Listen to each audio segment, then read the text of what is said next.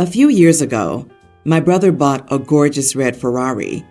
As I was still in college at the time, senior year as a CS major, I asked him if I could borrow his car for a few hours to take my girlfriend, now wife, on a ride. He flat out said no to me and said he didn't trust me with it.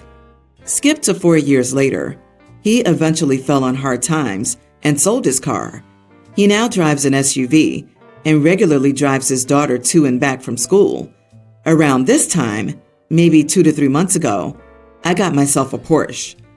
With the background out of the way, yesterday, my brother called me out of the blue and said he wanted to talk to me. I was confused, as my brother and I rarely ever talk, maybe at Christmas or Thanksgiving, but even then, it's rare due to in-laws and etc. So I ask him, what's up? And he opens up by asking me about my family and everything. Just small talk. Then he asked if I could lend him my car for a day. Apparently his daughter loves sports cars, and he had made her a promise to drive her around in one. Remembering how he had told me no after I begged him to let me borrow his car, I said no. He was shocked and said he'd bring it back in mint condition with a full gas tank and everything. He told me about the promise he had made to his daughter. I still said no, that I didn't trust him with it. This then escalated, and we got into a fight where he called me an idiot and hung up the phone. I told my wife, and she said I should have been the bigger man here. She said it happened so long ago. She also said what he did wasn't right, but what I did wasn't right either. With all this information, am I the idiot? Everyone's the idiot here. I don't believe in being the bigger person. I believe in reciprocating energy. You get what you give.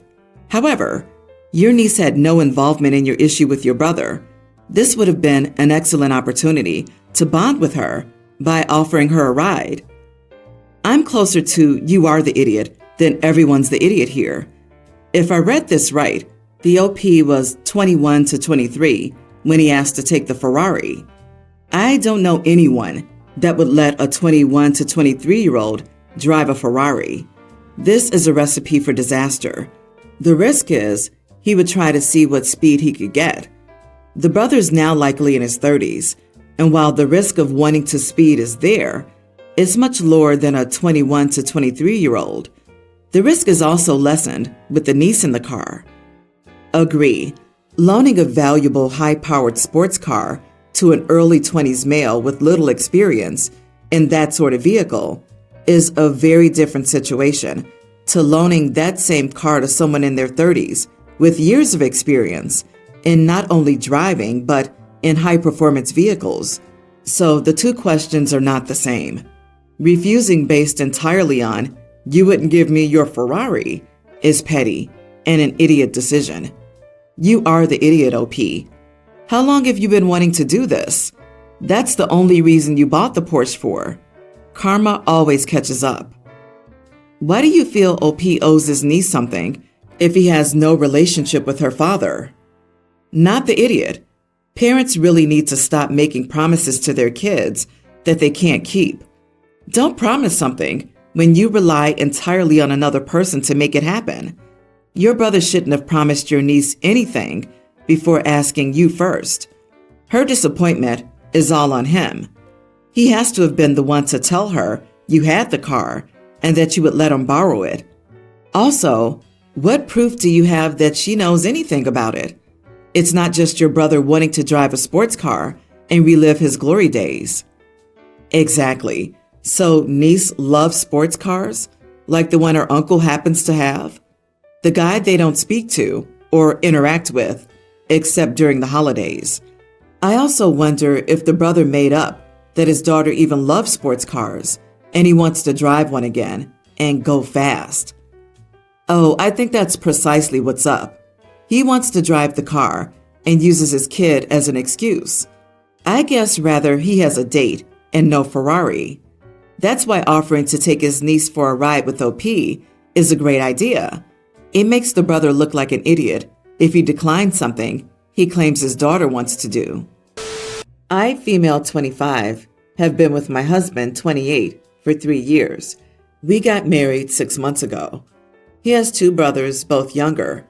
One of them, Danny, 25, has been dating a girl, 24, for a couple of months. I'll be honest, I don't quite like her. Ever since she was introduced to the family, I got a weird feeling about her.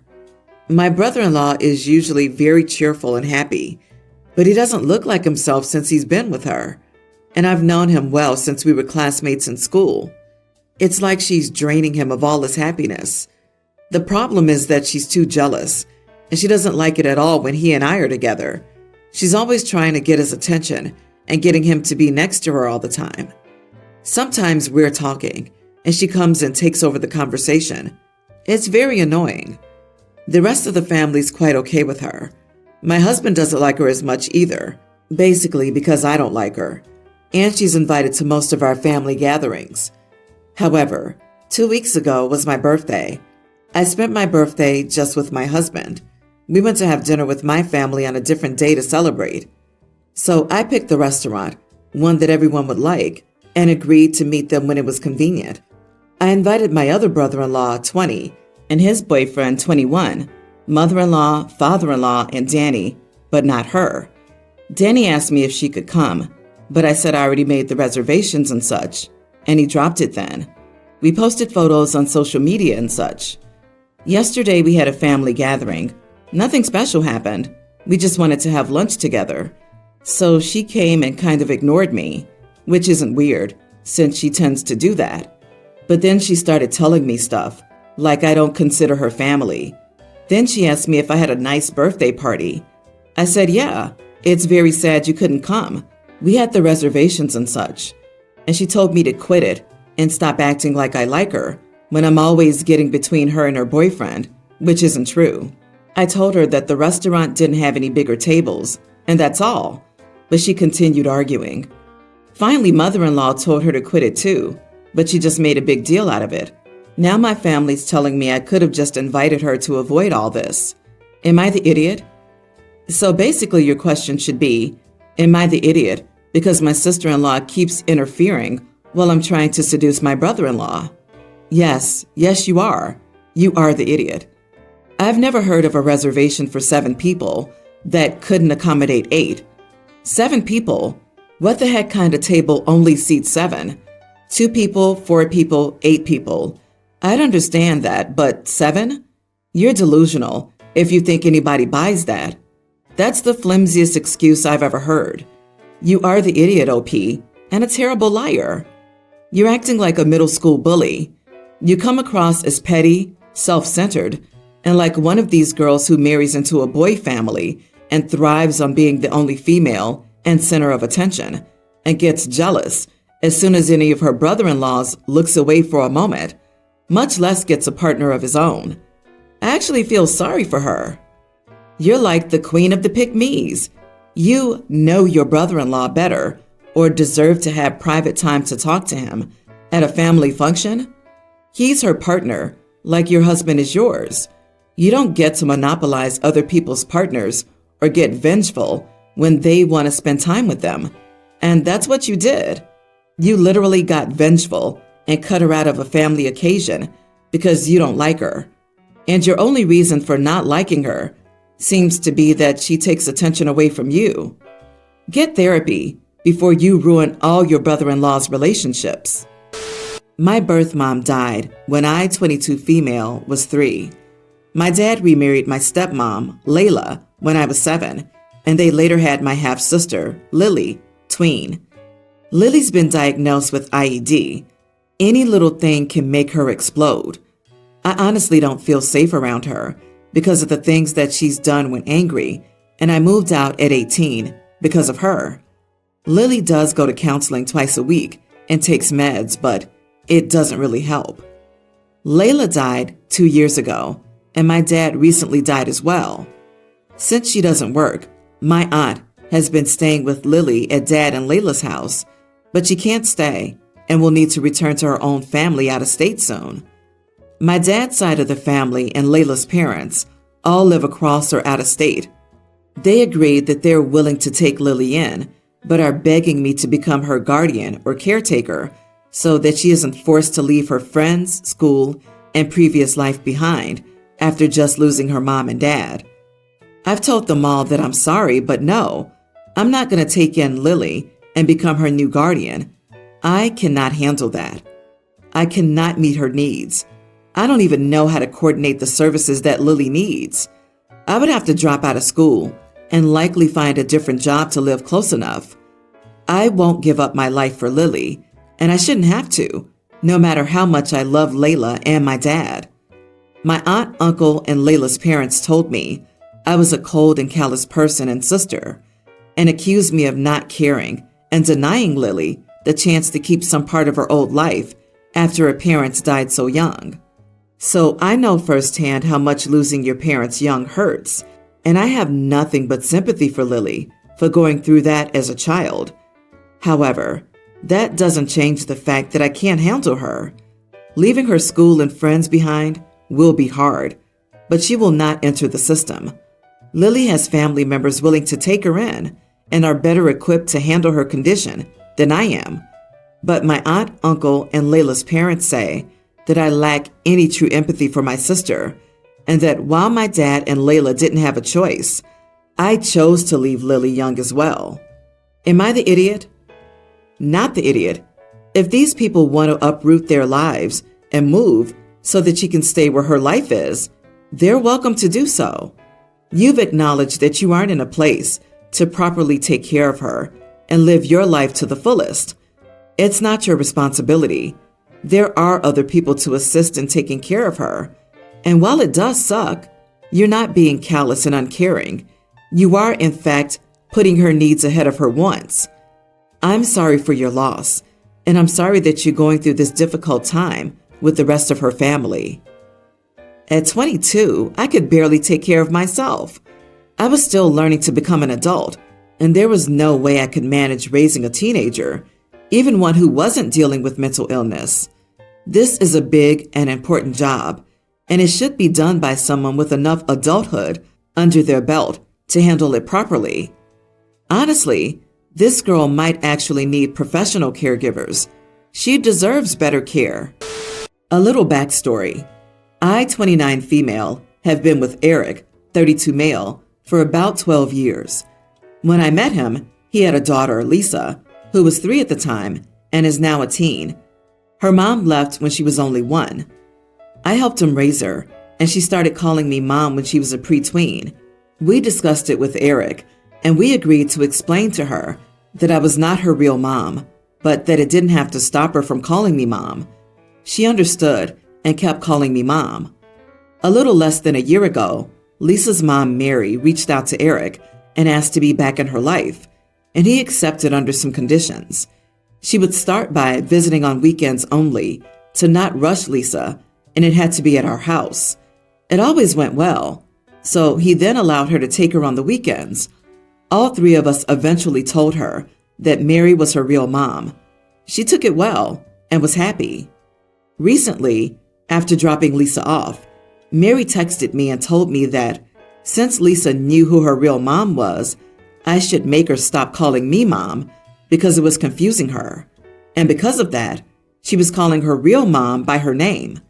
I said I had no control over what Lisa called her, that her return was still recent, and she should give her time before expecting anything from her.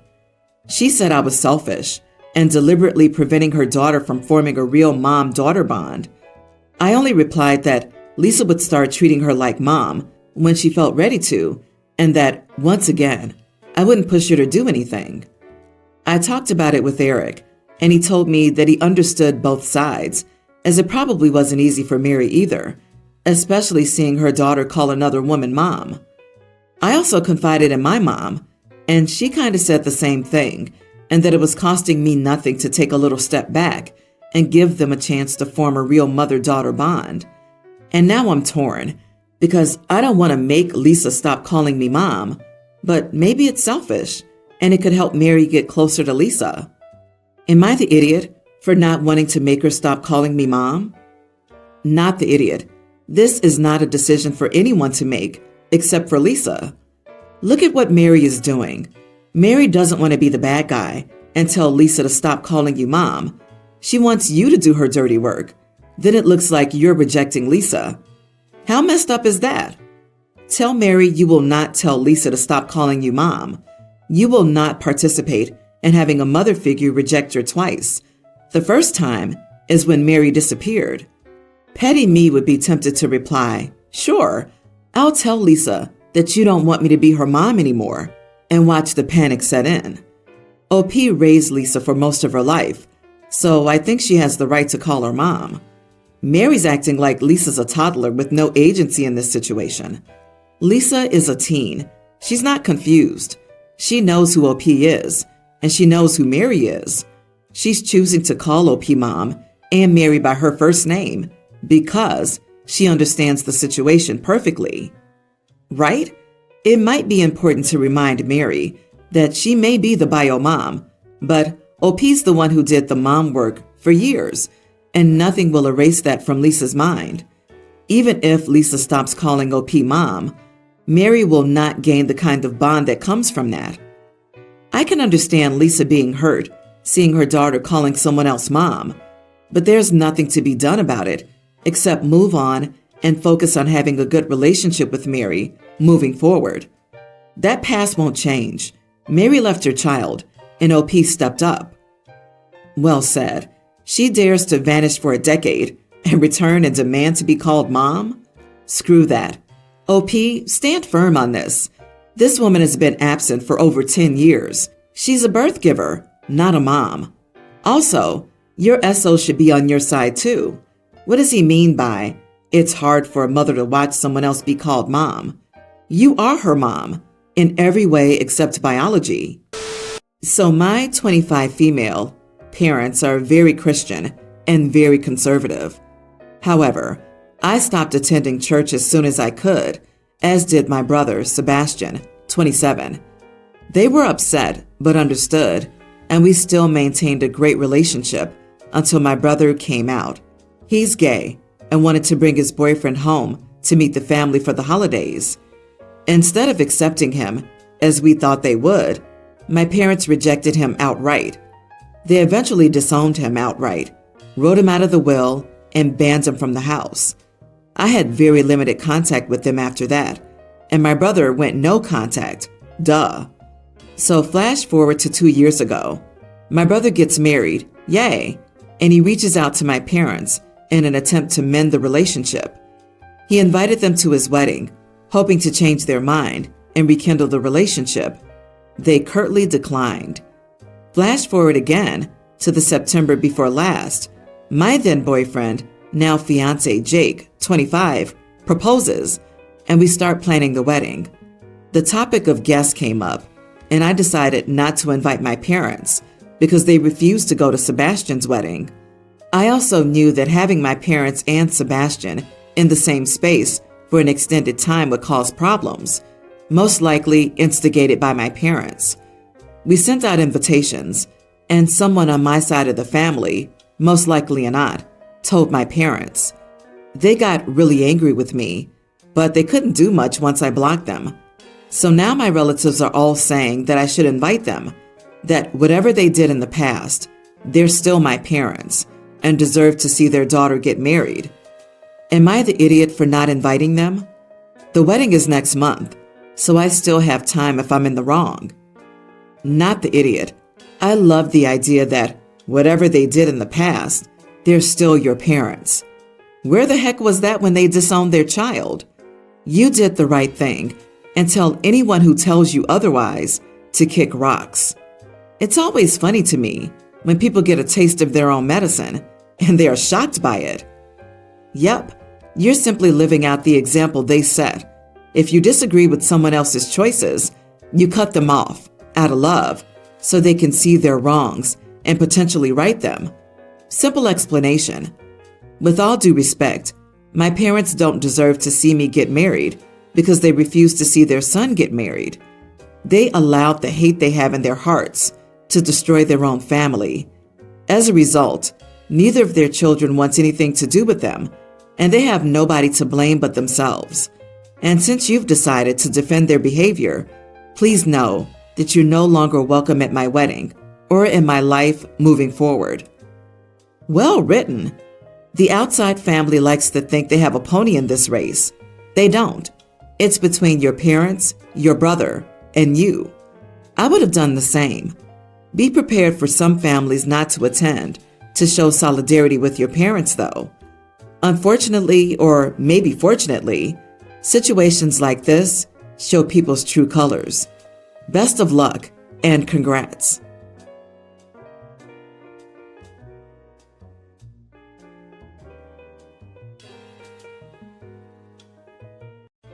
I lost my daughter, Joy, a decade ago. She left behind her husband and 2 children, who are now teens. My daughter was very close to her dad and me, and when she was at her sickest, she begged us to stay in the kids' lives and make sure they always knew she loved them and that we were her family just as much. She mentioned how worried she was that her husband would encourage them to forget her and would try to replace her for them with a new woman. She asked that we leave anything we might have left her to her children. We assured her that we would never let the relationship end and that we would make sure they had a good life and would remember her always. 8 months after she died, her husband moved his now wife into their home. She had a baby with someone else and was also expecting a baby with someone. At that point, he did attempt to make it a package deal where we couldn't see our grandchildren without treating his now stepchildren as our grandchildren, and that we were to treat all future children of his the same.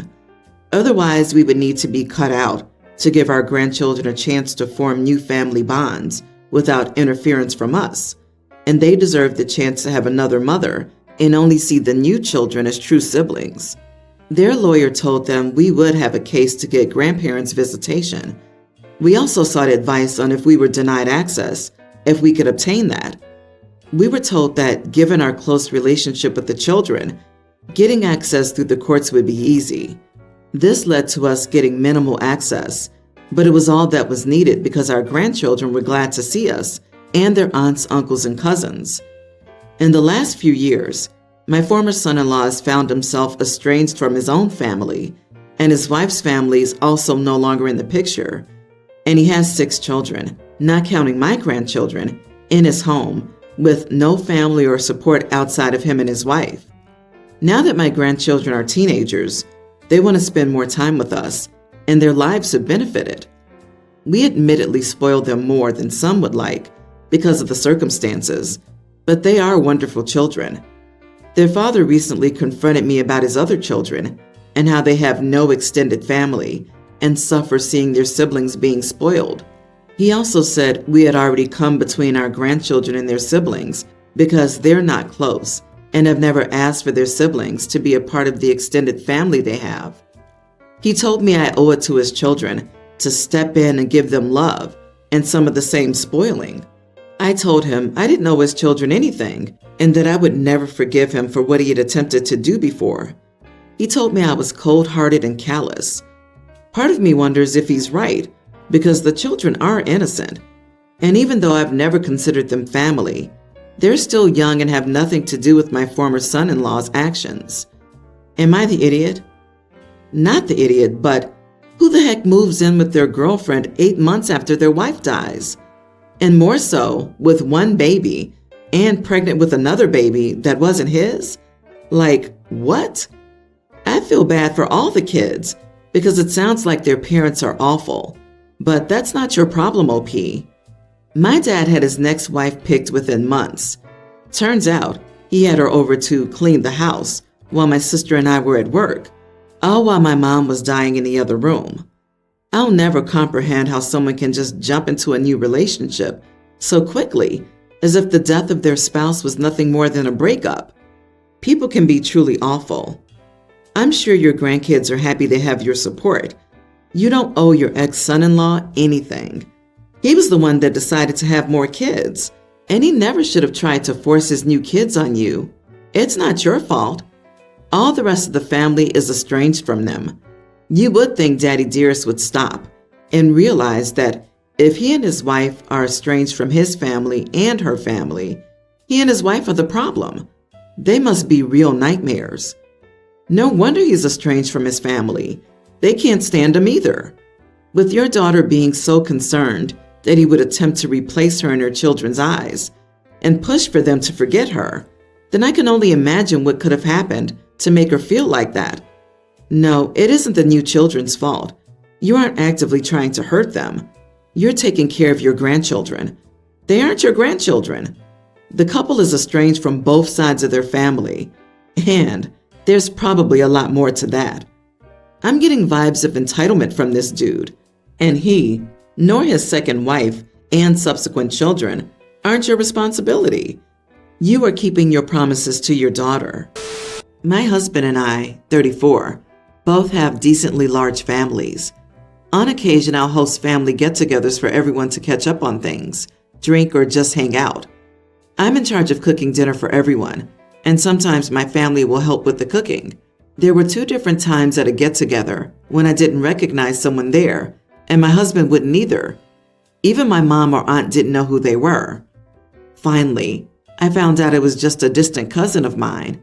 So seeing people I don't recognize or know who they are is a reoccurring thing that I just had to get used to, with the 2 of our families being this big. I hosted a get-together last night, and it was smaller than some of the other ones I've been to or hosted in the past. But I did see a woman I didn't recognize. I didn't mind it, but I asked my husband who the woman was, and he told me she was a friend of his uncle. So I finished cooking with my aunt, and everyone comes in to set up their plates. The family friend approached me and asked me if I had made anything without gluten. I apologized and told her no, I didn't. She asked me if I could make her something, and I told her it took me nearly the whole day to cook, and that I just wanted to sit down and relax now. She got defensive and said that if I was making dinner for all of these people, that there should be at least someone else that's gluten-free. I told her that there was no one I know in my family with gluten intolerance, and if I knew she would be here, I would have made something for her. She yelled at me, saying that I ruined this for her, which I was confused about. Ruined what? And that she would never come back here. My husband's uncle came in and told me that I should just make her something to eat and to just get it over with. And I told him no, she could eat whenever she has an opportunity to. I don't want to make her sick, and that I'm tired and finished cooking for the night. So they both ended up leaving, and I was talking to my husband about it, and he got mad at me, saying that I pretty much ruined the dinner for them, and that I should have just made her something to eat, and that his uncle will probably not come by here again. Am I the idiot? Not the idiot. If your husband's uncle knew he was bringing a friend with a gluten intolerance, it was the uncle's job to communicate that, not to treat you like the magical food fairy who could whip up something gluten-free at a moment's notice. Boo on your husband for not having your back. This, exactly. The audacity. Reading this just made me angry for OP. Everyone coming up to you, telling you to cook for her, should have done it then, since it was such a minuscule task to them. And I'm sure there had to have been some things she could have found to eat that were already made that didn't have gluten. The entitlement is sickening. Also, have these people never heard that no one sits down to eat until the cook is sat down? Unreal. Ma'am, I doubt you're a mind reader. How are you supposed to know a stranger in your home, a person you didn't even know would be in attendance, would have a food intolerance issue? Time to shut down all these big family gatherings. Send out invitations. Explain the issue with food sensitivity, and now all guests must RSVP before an event. You may only attend the gathering if you respond to the invite. One bad apple spoils the bunch, and now everyone has to adjust. My 60 female daughter Haley, 37, and her wife Alexandra, 38, said that they were coming to visit us back home, along with their kids, a young male teen and a female tween. Haley only occasionally visits here, and her visits got less frequent after meeting Alexandra, and even less after having kids, which is why our extended family was excited to have them here. Unfortunately, Alexandra is generally a cold person and doesn't get along with our family very well. I prepared a room for them and a separate room for their kids. I had to move a lot of furniture to accommodate their stay, and I was extremely excited. My son Harry, 40 male, helped me a lot with the process, and he was also very happy to see his niece and nephew. Their flight landed yesterday. My son came with me to pick them up from the airport and drive them home, but we realized they had arranged for a driver, and I learned then that they had also booked a hotel room for themselves. I couldn't believe it. I talked to Haley about this. She said she never intended to stay home with me because she wasn't comfortable. I know she means Alexandra's the one who doesn't like to stay with us and gets uncomfortable. I said what was done, but they could cancel the hotel. Haley said no. I asked again because I had prepared them rooms and assured them it would be comfortable. She said a hotel stay would be easier for everyone. I asked my grandkids if they wanted to stay with me, but they also said they wanted to be with their moms and would come to see me every day anyway. I'm honestly hurt. I told Haley it was horrible that she had gotten so used to her luxurious life that she couldn't bear staying at her own home. She didn't answer and left for the hotel. My son told me I was being too rough on them. I honestly feel insulted. Edit. My daughter visited me alone for the past 4 times, and she stayed with me for them. The last time she visited with her family was 7 years ago, and they had stayed with us then too. About this visit, Haley sent me the details of their stay in an email, but I didn't really check it, so I missed it. I don't know why she didn't call, to be honest. You are the idiot. I know she means Alexandra. No, you don't. You only think she means her. And the rest of your post makes me think she meant just what she said. After hearing your daughter was uncomfortable and was staying at a hotel, you tried to use her kids against her and asked them to stay with you. That's messed up and completely unacceptable. She told her kids where they were staying, and you simply didn't care. Then you tried to guilt her by saying her luxurious lifestyle meant she hated you all. Sounds like you need to grow up. Oh, and don't forget, Haley sent out an email detailing their stay arrangements, but, well, I didn't read that, and she should have called or whatever. Sounds pretty much like a narcissist, bending over and backward for their child. Yeah, OP, you assumed she would stay with you, but never asked her about her own plans? Then you admit she did send an email, but you never checked that. So you had the opportunity to know their plans, but can't be bothered with basic communication. So now you failed to communicate twice, failed to check the information your daughter actively sent you, and failure to ask any questions about the trip. And then instead of being like, oops, my bad, see you soon, you made up a narrative of why this is your daughter-in-law's fault, and also tried to guilt them into staying, and went around their decision to ask the kids directly to stay with you anyway. It's like a perfect summary of how to ensure your children never visit again. I, 25 female, have never been interested in romantic relationships. It just doesn't appeal to me. I'm very busy with grad school and work, and I like being on my own. I have friends and a dog, and that's honestly enough. I'm happy with my life. My family thinks this is weird beyond belief, and the pressure is ramped up now that even my younger brother has gotten married, and I'm the only one left, quote, on the shelf. My older sister's husband has been offering to set me up for years because I'm too hot to stay single, whatever that means. I've always tried to refuse politely, but it's wearing thin. I was home visiting my parents this weekend, and my sister invited me out to dinner at a new restaurant. It was an upscale place, so she said to wear something nice. I thought it would just be the 3 of us, but another guy was in the car when they picked me up. He said he was brother-in-law's friend, Joe. Awkward, but not too unusual. We get to the restaurant and sit down, and Joe keeps trying to make conversation with me, with brother-in-law and my sister egging it on. And I finally joke, am I on a date or something? What's with all the questions? And my sister straight up says, yes, we thought you just needed a little push. So we decided to set you 2 up.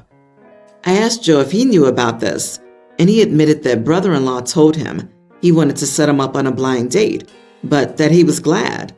So I was the only one that didn't know it was a date. I was pretty mad, but didn't want to cause a scene in the restaurant. So I finished dinner and gave really short responses to questions. So, you're in a PhD program? Yes. What's that like? Busy. And the evening just stayed really uncomfortable and awkward. Joe apologized in the car, and I told him it wasn't his fault, but he probably shouldn't let brother-in-law set him up again, and I wasn't interested in dating anyone. Apparently, he told brother-in-law off in the car about making him look bad so that he didn't even have a chance. My sister was mad because I was rude and embarrassed them when they were just trying to help me out of my shell. My parents think I should have just appreciated the gesture and given Joe a chance because you never know, and they want me to apologize. Not the idiot. What is with people thinking single women need to be in a relationship? I had a coworker's husband say that I needed a husband. Why? I'm quite happy with my life. I've dated and all have ended badly. Not interested. Did you tell the coworker, I need a man like a fish needs a bicycle, to quote a famous feminist? They knew your boundaries. They broke them. Knowing them at that, I could assume had you been a bit more polite and engaging with him, they would use that as reasoning to set you up more. Your sister and brother-in-law are upset because they looked bad to Joe, because they clearly misled him some as well and didn't want to own up to that.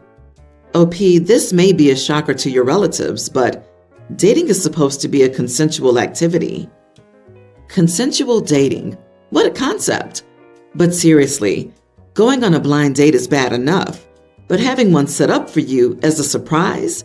No thank you. And even worse, set up by people who know you aren't interested. That's like giving an atheist a Bible for their birthday. Earlier today, my tween daughter wanted to go to the park after she got out of school, so I agreed to take her. Our park has one of those zip line rides, my daughter's favorite, so she immediately ran to ride it. The second she got on and started riding, a little boy, toddler, ran in front of her, and she collided with him, knocking him over. He started screaming, and his mom ran over to pick him up. My daughter apologized profusely and said it was an accident and she didn't see him, but the mom scolded her for not paying attention and said she seriously injured the kid.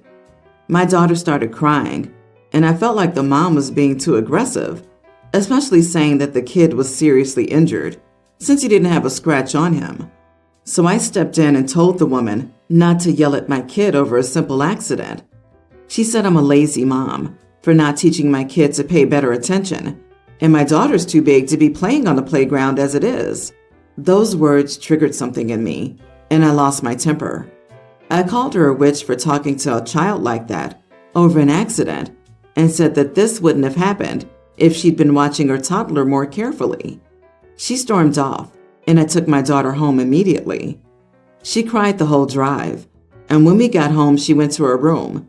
I came in to talk to her about what happened, and she said that what the woman said hurt, but I was worse because I embarrassed her by being a Karen. I must admit that I was a bit shocked to hear that. I thought she'd be glad that I defended her. Am I the idiot for how I handled this? Not the idiot. That lady's the one that should have been watching her toddler and not letting him run across areas with those zip line rides. Once a kid starts going on those, you can't just stop right away, and the kids shouldn't be running in front of them. Obviously, a toddler wouldn't know that, and she should have been watching him. She probably scolded your daughter because she was panicked since her kid got knocked over, but as the adult, she should have kept a calm head. If anyone made my daughter cry over an accident, I'd call them a witch too. Everyone's the idiot here. That woman shouldn't have been scolding your daughter like that and should have addressed you instead. It sounds like she also needed to be watching her kid because it's not smart to walk in a zipline path ever, especially if you're too young to pay attention to when kids are getting on and off.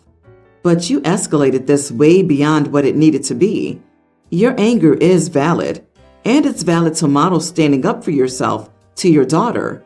It wouldn't have been that difficult to calmly say something like, "My kid can be here. Stop yelling at her."